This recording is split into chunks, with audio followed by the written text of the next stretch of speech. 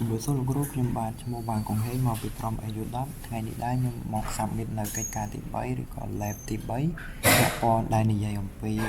ការប្រើប្រាស់នៅ service ASH server របស់យើងអញ្ចឹងដើម្បី install ឬក៏ប្រើប្រាស់នៅ service ASH នឹងបានយើងត្រូវប្រើប្រាស់ command មួយចំនួននៅខាងនេះដែលខ្ញុំនឹងនិយាយពី command មួយនៅក្នុងវីដេអូមួយហ្នឹងអញ្ចឹង command ដំបូងដែលយើងត្រូវប្រើប្រាស់គឺយើងត្រូវ update ឬក៏ឆែកនៅpackage របស់ system របស់យើងដែលយើងប្រើប្រាស់ command sudo apt update អញ្ចឹងនេះខ្ញុំបាយ sudo apt update អញ្ចឹងគឺវាកំពុងតែឆែកនៅឬក៏ refresh list នៃ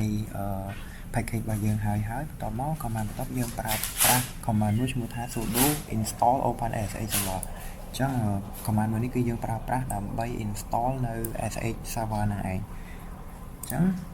កន្លែងនេះបើយើងដាក់ y បានន័យថាពេលដែលយើង run command មួយហ្នឹងទៅវាសួរយើងត្រូវ y yes ឬក៏ no អញ្ចឹងខ្ញុំអត់យកដាក់ y ទេខ្ញុំវាយ sudo install opensh អញ្ចឹងខ្ញុំវាយ sudo apt install opensh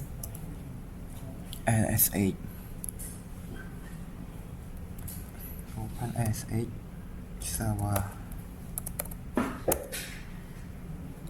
គឺវាកំពុងតែដំណើរការ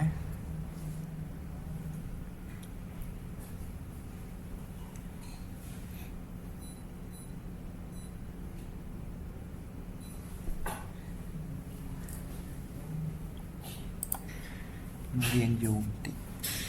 អញ្ចឹងបន្ទាប់ពីយើង install sh ហើយយើងទៅប្រើប្រាស់ command បន្ទាប់គឺ command sudo system control enable now sh បានន័យថាយើងប្រើប្រាស់ command នេះដើម្បី enable sh service យើងនៅពេលដែលយើង start up មកគឺវា boot automatic ពេលយើង boot ម៉ាស៊ីនយើងមកគឺវា start up service នឹង automatic ហ្មងអញ្ចឹងខ្ញុំវាយពាក្យថា command sudo system control enable now sh នេះគឺយើងបាន enable វាហើយបន្ទាប់មកយើងចូលទៅ command មួយទៀតគឺយើងឆែក status service របស់ sh របស់យើងថាវាដើរឬក៏អត់អញ្ចឹងខ្ញុំវាយ sudo system control status sh អញ្ចឹងខ្ញុំ enter មកគឺវាដាក់ថា active running អញ្ចឹងនេះវានៅខាងលើមួយទៀតវាដាក់ enable គឺយើងបានបើក service នឹងរួចហើយបន្ទាប់មកយើងប្រើ command បន្ទាប់គឺ sudo usw allow sh បានន័យថាយើងប្រើប្រាស់ command មួយហ្នឹងដើម្បីទៅបើក firewall របស់វាអញ្ចឹងយើងប្រើមក sudo usw allow sh អញ្ចឹងនេះគឺវាដំណើរការហើយប៉ុន្តែបើសិនជាករណីមិនទាន់ដំណើរការគឺយើងប្រើប្រាស់ command ដើម្បី install us service usw នឹងសិនយើងប្រើ sudo apt install usw គឺ command មួយនេះនៅពេលដែលយើង run command មួយនេះវាអត់ដើរបានន័យថាយើងអត់ទាន់ install service SW ហ្នឹងអញ្ចឹងcommand បន្ទាប់ដែលខ្ញុំត្រូវប្រើគឺខ្ញុំប្រើប្រាស់ command មួយឈ្មោះថា IPA គឺប្រើប្រាស់ដើម្បីបង្ហាញនៅ IP address របស់យើងអញ្ចឹងខ្ញុំចូលមកខ្ញុំវាយ IPA ហើយខ្ញុំ enter អញ្ចឹងនេះដោយសារតែ IP របស់ខ្ញុំគឺខ្ញុំបានបង្កើត network card ចំនួន2បន្ថែមទៀតដើម្បីប្រើប្រាស់ទៅលើ MikroTik របស់ខ្ញុំអញ្ចឹងវាមាន IP ច្រើនអញ្ចឹងដែល IP របស់យើងនេះគឺមានដូចជា private IP ដូចជា 10.0.2.15 នៅខាងក្រោមអញ្ចឹងដើម្បីឲ្យម៉ាស៊ីន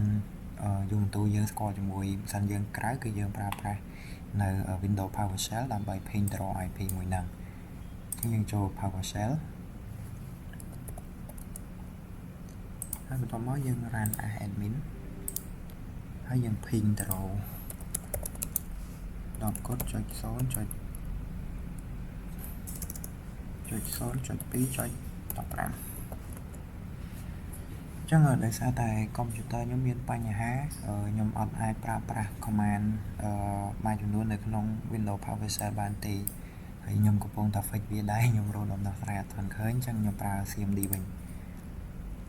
ចឹងខ្ញុំចូល command prompt ខ្ញុំ run admin ហើយបន្ទាប់មកខ្ញុំ ping ទៅរក IP មួយហ្នឹង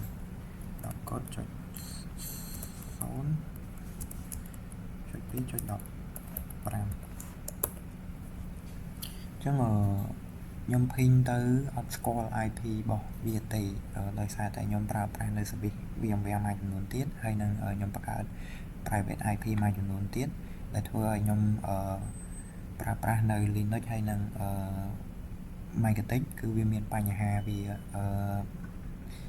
error service ជាមួយគ្នាទៅវិញទៅមកអញ្ចឹងចំពោះការងារមួយហ្នឹងគឺខ្ញុំសូម submit លោកគ្រូត្រឹមប៉ុណ្ណឹង